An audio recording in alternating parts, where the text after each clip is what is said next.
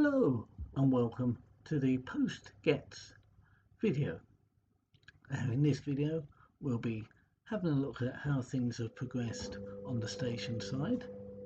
We'll also be looking at some new arrivals to Medway Peninsula, what I got from gets, plans for the forthcoming few months, and then we'll end with running shots.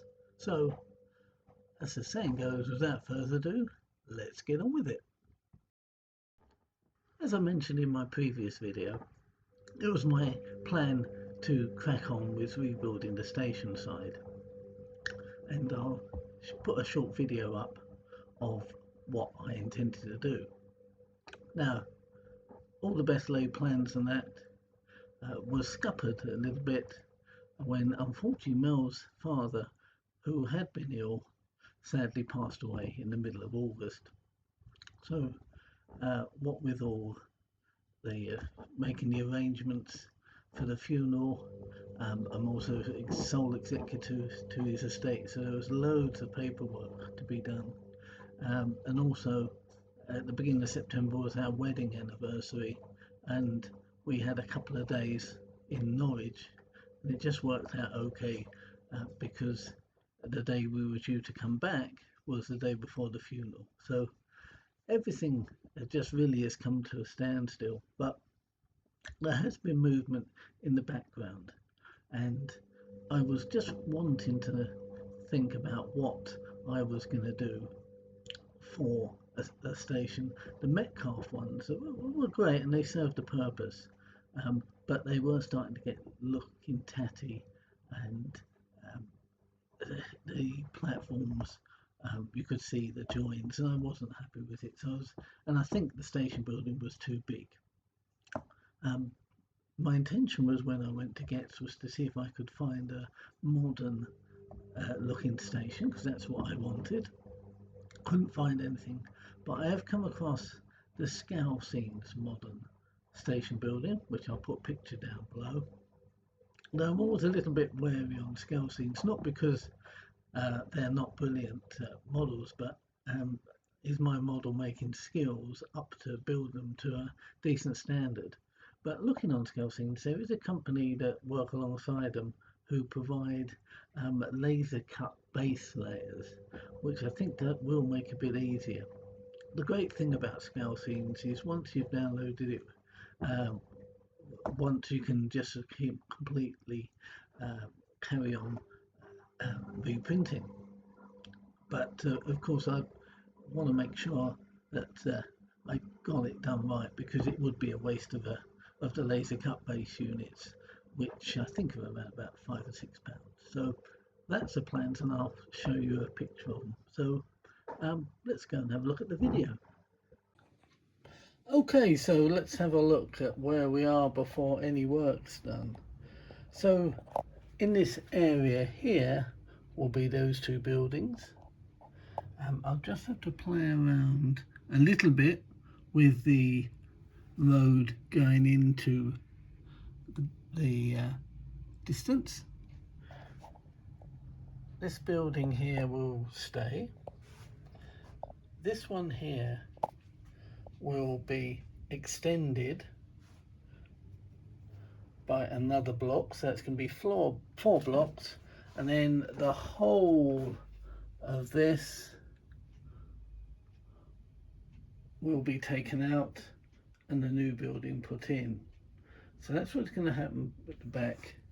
And then I'm not greatly happy with the platforms. As you can see, I can push that forward, but there's a join there. There's joins along here, especially that one. Along there. And on the bay platform, not as bad, but still could be better. So I'm going to experiment first with this one, being a scale model scenery platform kit, and we'll see how that comes out. Not sure if I'm keeping this building or not, and maybe have a bridge going across, but it's going to be extended to around here, which will then enable me to get a 3-car DMU, or a loco and 3 coaches in. So that's going to be along here. So I'll give you a last panorama. So this is the last time you'll see it as it is at the moment.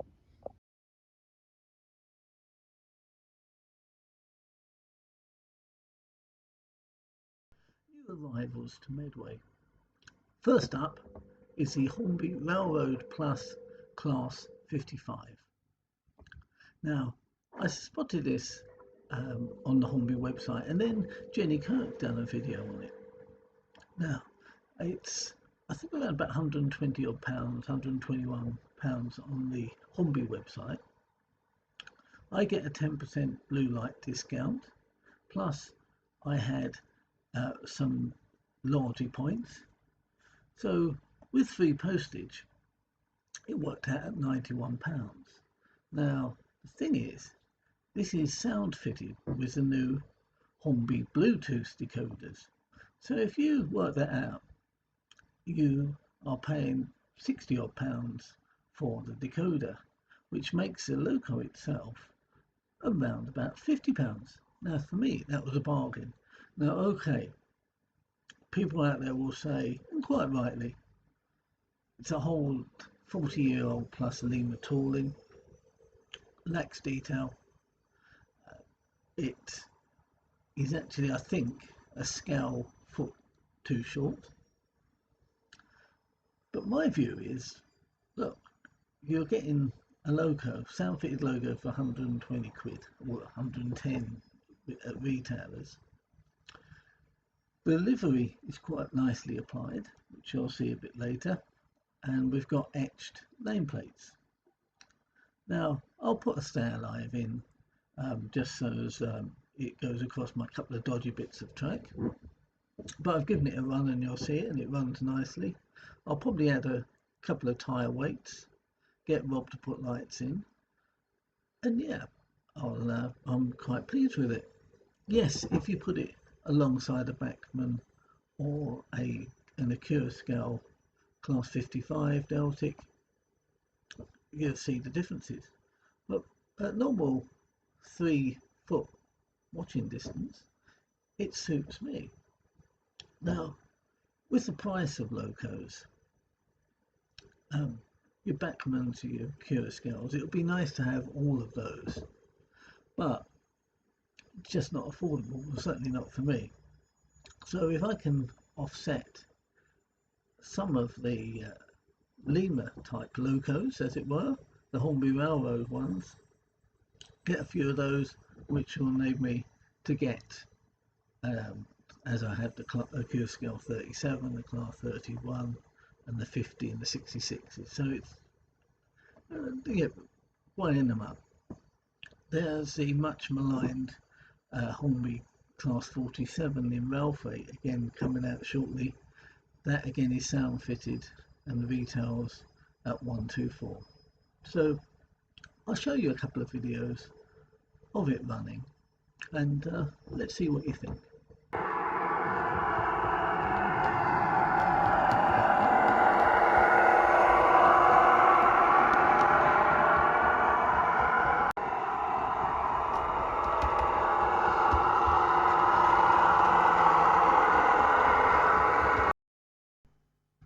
Next up is the Acura scale Siphon G. Now, I got mine in the BR Blue newspaper livery because I want to make a newspaper train that used to run from London Bridge down through to Dover. I think it split at Sittingbourne. Now, it's a very detailed wagon. Usually I wouldn't get excited over a wagon, but it really is good, and there's the Acura scale I found runs really well, even on my less than perfect track. So we'll have a look at it running. But I've got a couple of other siphons, the old Lima ones, in the GWR brown, and I'm looking to respray those. I've picked up some transfers from Railtech.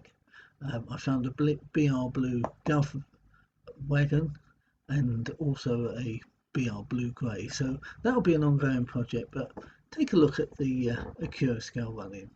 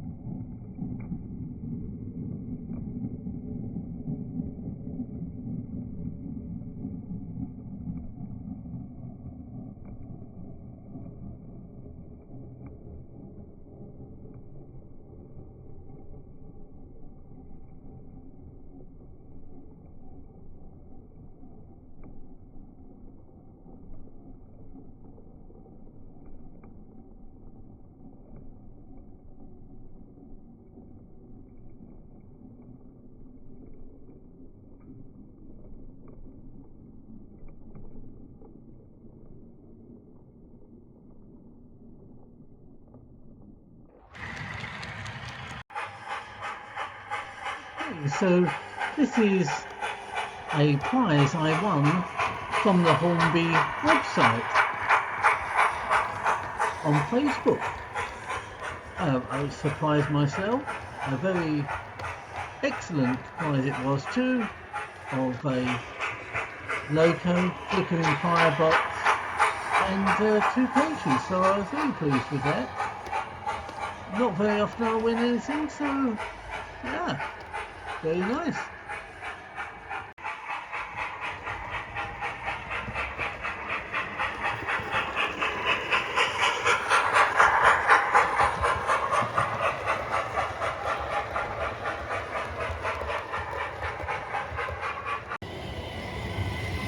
A little while.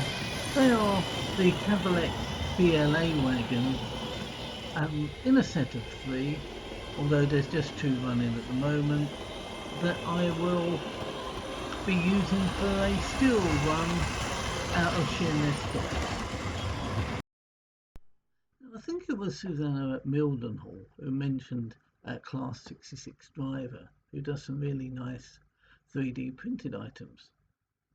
Now, previously I'd got a PXA wagon kit from him, which I've still got to put together, which were the older scrap metal box wagons that used to service Sheerness Steel. And I had another look on his website and saw that he did a Bell Hack snowplow, and that would look good to just sit in the siding of what will be my Network Rail yard. Also, he did some platform shelters, which would be fine for the new station, which would be on the island platform, which won't have a station building as such, and some Rory buffer stops. So I'll just put a few pictures of those up. I spotted this pallet van on the Hornby website and thought it would be useful for running the Speedlink service. Remember Railways were doing a special edition of the Revolution Trains Caroline inspection coach, and I ummed and ahed and decided that I would pick one up, and yeah, I'm delighted with it. It really is beautifully modelled. I've still got to put in a 21-pin decoder so that I can use the full functions on DCC, but even straight out the box the lighting's good. So I put some people in. I'll show you a picture, put the etched nameplates on, and I'll probably run it behind a DRS class 68, or I'm looking to get a large logo class 37. But yeah, I'm really delighted with it. Runs beautifully, and I'll just throw a picture up of it, as you can see where I've put the passengers in. Next up, I picked up some 3D printed, coloured 3D printed figures from a Curascal, ready for the delivery of my Class 37, and also I've got another set to use in other locos that need crews. I've also been very lucky in picking up more figures from Sue Paints Figures eBay shop. Now they're beautifully painted by Sue, who is extremely talented, and so very pleased.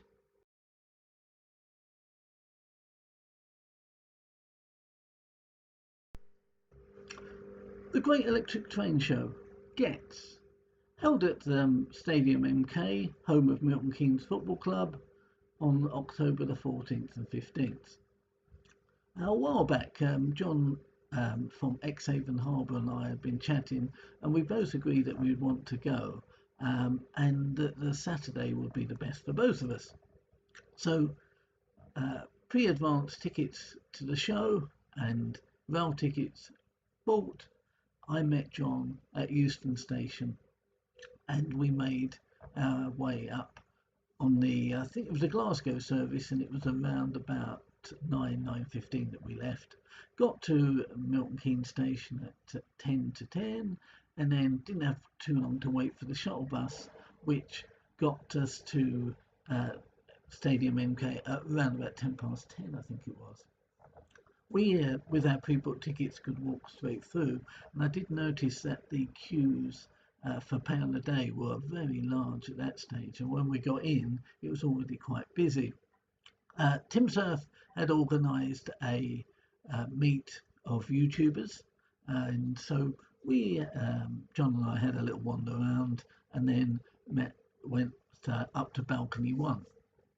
On the way, we'd bumped into Tony Northeastern, who's a brilliant chap and really nice to chat to, and we bumped into him a few times, and he had Mrs. Northeastern with him.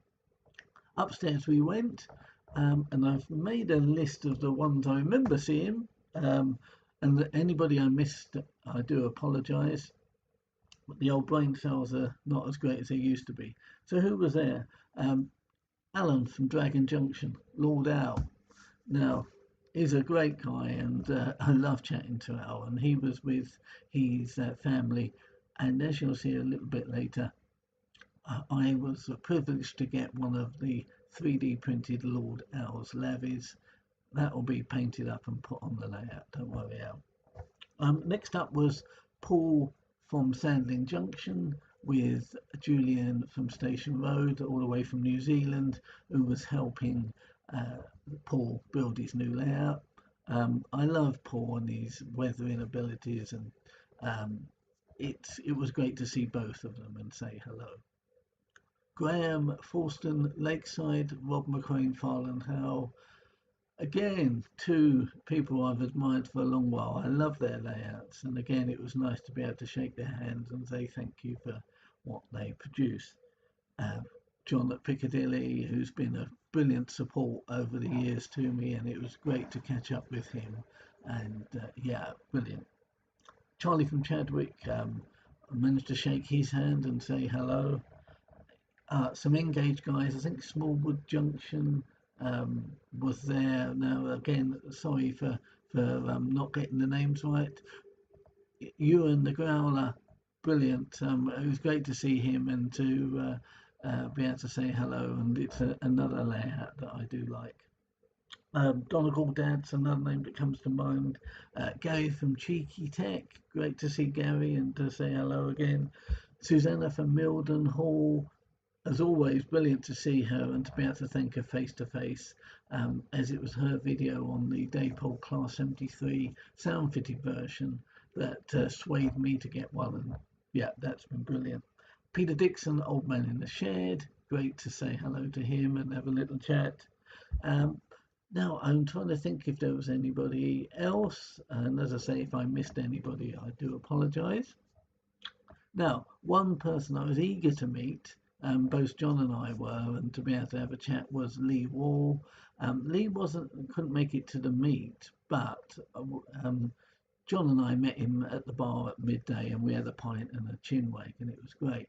Now, one thing Lee did say to me was that do I just do these videos in the kitchen, and is it a cupboard behind me? And Lee, yes, you're absolutely right. So if I move over, there is a cupboard there. Actually got the door shut, but usually it's open, and there's the telltale. I think we can just see the mop handle there, but there'll always be some domestic equipment showing. And if I move over to that side, that's the living room. So I hope that satisfied your curiosity, Lee. Um, yeah, so we had the YouTube meet. We was on balcony one, and I had a chance to chat to Jonathan from JS Models. If you remember, he has designed and built, or not built, but has constructed the um, kit for me to make, which is his extended warehouse version. It's about a meter long, so looking forward to getting that started. Balcony one was a little quieter than balcony two, and you could get around. But when we then got back down to the ground floor, whoo, was that heaving. Um, I think it's probably could have been the publicity for making track three, Pete Waterman's Walnuts super size layout. But whereas before I've been to see making tracks one and two at Milton Keynes, you would wait, but then there'd be a little gap, and you could get to the front and be able to see, and you'd move on, and you got to see everything. This time it was 3 or 4 deep. You might be able to look over somebody's shoulder, but yeah, you didn't couldn't I couldn't get near it. Managed to get round the back and found a little slot, and so I got which you'll see, a full length view of the storage area and Pete Waterman. But whereas before you could chat with Pete, no chance. And it was similar for the other layouts and trade stands. I did have a list of what I wanted to get, and again, we'll just run through pictures of that uh, in a while. But yeah, you could. It was everywhere you turned.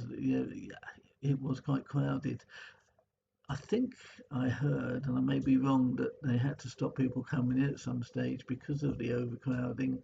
And then a couple of times when we went to go back up to the first and second floor, they were stopping people from going there and doing a one-way system. So yeah, it's a shame. It's great that it was so popular, and there were quite a few young children there, and that's always good for progressing the hobby. But we'll see you next. Yeah, I will be going next year, and I don't know what Peter Walkman's plans are, but it might well be quieter. But all in all, a great time at Getz, and then we'll just have a look at some photos of what I got at Getz. Okay, cheers. I wanted to get some more containers for my intermodal trains, and had previously had a look on C-Rail's website and went to their store and picked these up. Next up are some crossing lights that I got from Layouts for You for in front of the fire station. Picked a book up from Key Publishing. I always find these very helpful into getting ideas of train formations. So yeah, very pleased with that. Next up, from West Hill Wagon Works, some detailing for the new station area, plus some humplings. Well, here we got an SPA wagon Kerno Special Edition. It came pre-weathered, but I added a little bit more weathering. I think I'll put some more rust spots on there. And here's some corals I got and put in and done a bit of weathering on. Now, one person I almost forgot, and I don't know how I could have, but my good pal Robert from Robert's Trainset. I met Robert at Getz, and it was great to chat to him, and I love catching up with Robert. Um, but I would say, do check out Robert's channel if you haven't already, because he visited the Beckenham and West Wickham Model Railway Club exhibition, and he's got some great footage, and he's used his little cube camera, so there's some very good angles, and yeah, it's great. It's in two parts, and part one is where he's also visited the old man in the shed, Peter Dixon, and there's some footage of that. So check it out. Robert's Trainset, brilliant guy. Cheers. So there we are. That's the another end to the update, and another month gone. Next on the agenda is a trip to the Gravesend Model Railway Club's exhibition at the North Fleet School for Girls, and I'm going next Saturday, the 4th of November, and it's on the 5th as well, I think. So I'm looking forward to that. And as always, many thanks for watching and your continued support. As I always say, stay safe and happy modelling. Cheers, everyone.